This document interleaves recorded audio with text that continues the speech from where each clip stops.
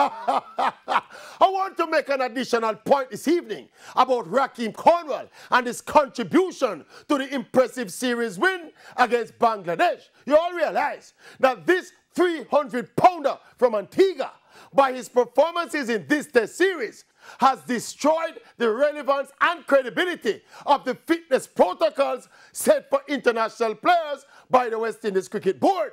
These fitness standards were basically tweaked, altered, and indeed lowered to accommodate Raheem Cornwall because of his low levels of traditional fitness. Yet, the same man comes out and outperforms all of the traditionally fit players. That means the fitness standards set by the West Indies Board don't make no sense.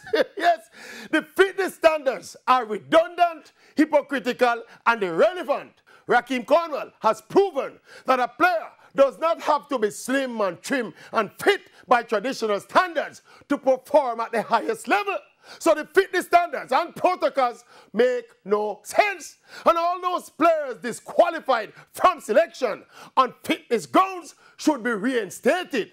Not only did Raheem Cornwall beat and embarrass his critics, who say him too fat and blah, blah, blah.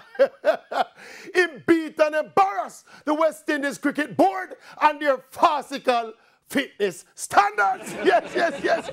Beat them, Raheem. Beat them. Beat them.